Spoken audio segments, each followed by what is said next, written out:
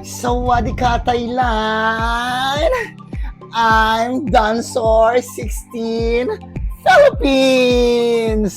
Ayan, kahit pause ang lolo mo, tinupad ko yung aking pangarap na pagdating ko dito sa Thailand, titikman ko ang kanilang pinagmamalaki na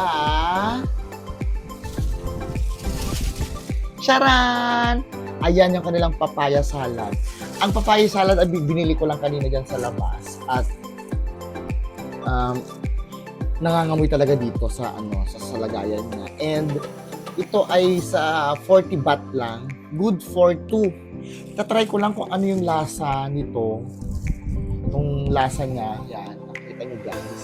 Meron siyang crab, may puro to fresh sa salad. Tapos yung tawag nito, yan. Yung bagoong niya. So, itikman natin.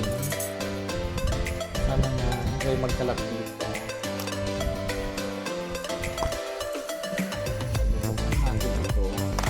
Ng isa-isa. Tapos ilalagay natin dito sa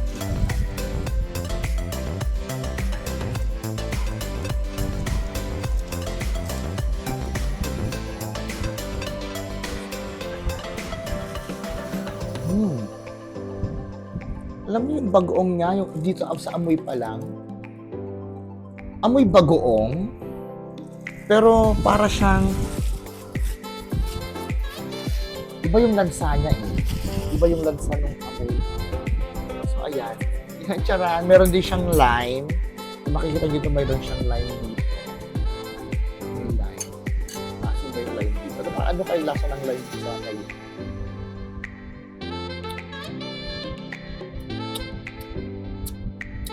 Sarap. Nagimas. Ayan. So, yung una, titikman ko to.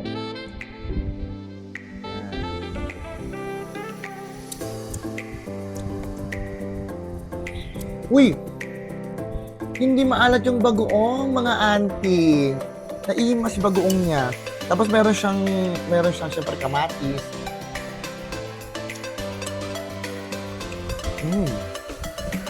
Meron siyang sitaw na maliliit. Pala nasa ng sitaw. Meron siyang sitaw. At meron din siyang crab. Yan yung crab niya. Nakita niyo yung crab. Yan yung crab. Titik natin yung crab.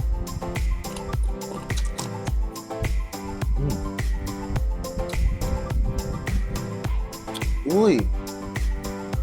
Masarap. Masarap siya. In fairness guys, sa looks niyang ganito, aakalain mong feeling mo hindi mo siya makakain kasi puro siya fresh. Pero in fairness dun sa sauce talaga.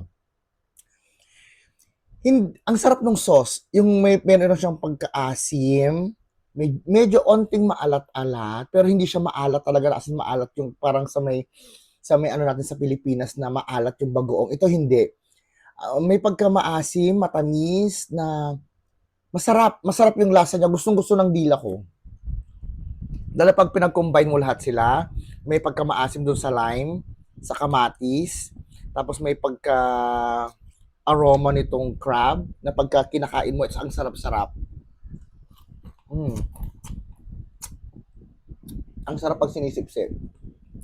So, titikman natin ng all in all. Titikman natin to. Guys, laps.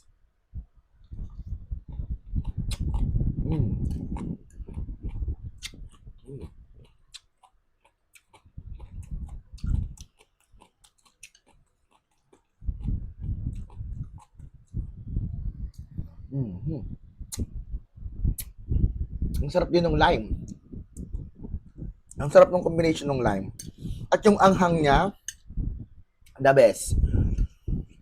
Sa halagang 40 pesos, good for 2,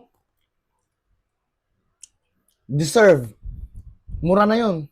Mura para sa akin doon kasi ang dami, good for 2. Kasi kahit walang mangga, ito pa lang, the best. At ang lasa niya, suwaksa ang lasa ko.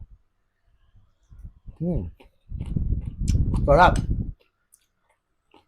Abangan niyo ako muli sa lahat sa susunod na mga titikman natin dito sa Thailand, kung ano yung mga pagkain na magiging swak sa dila ko at magiging hindi. Hanggang sa muli, abangan nyo mga auntie. Bye!